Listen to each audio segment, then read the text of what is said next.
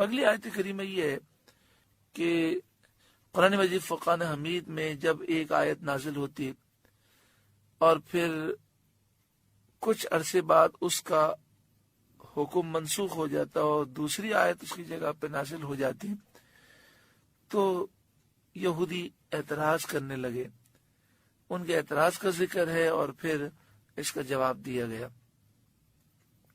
ما ننسخ من آیت او ننسها، جب کوئی آیت ہم منسوخ فرمائیں یا بھلا دیں، نأتی بخیر منہا، تو اس سے بہتر لے آتے ہیں، او مثلہا، یا اس جیسی لے آتے ہیں.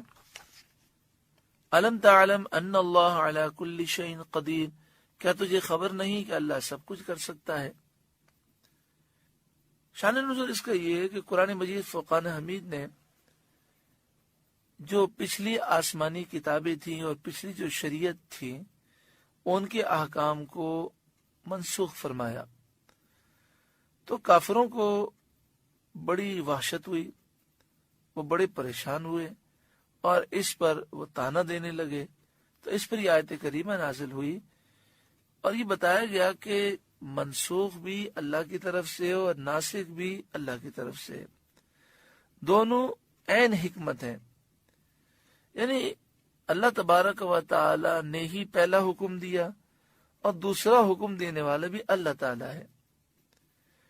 کبھی ایسا ہوتا ہے کہ پہلا حکم مشکل ہوتا ہے اور دوسرا آسان ہوتا ہے، زیادہ نفع دینے والا ہوتا ہے. اور کبھی ایسا ہوتا ہے کہ پہلا حکم آسان ہوتا ہے، دوسرا مشکل ہوتا ہے، لیکن ثواب کے اعتبار سے اور قرب الہی کے اعتبار سے وہ زیادہ فضیلت رکھنے والا ہوتا ہے. قدرت الہی پر یقین رکھنے والوں کو اس میں کسی قسم کا شک نہیں ہے. کائنات میں مشاہدہ کیا جاتا ہے تو آپ دیکھیں اللہ تعالی دن سے رات کو، گرمی سے سردی کو، جوانی سے بچپن کو، اور بیماری سے تندرستی کو، اور بہار سے خزاں کو منسوخ فرماتا ہے. یعنی حالات بدلتے رہتے ہیں، کبھی دن ہے، کبھی رات ہے، کبھی سردی ہے، کبھی گرمی ہے.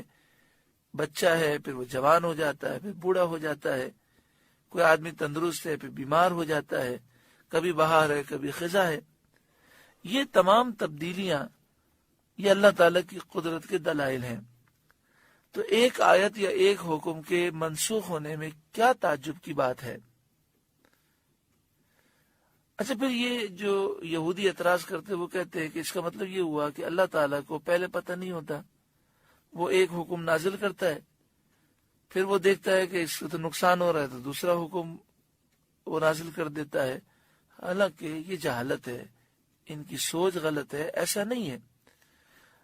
بات یہ ہے کہ پہلا حکم ایک مخصوص مدت کے لیے نازل ہوا، جب مدت پوری ہو گئی تو دوسرا حکم نازل ہو گیا.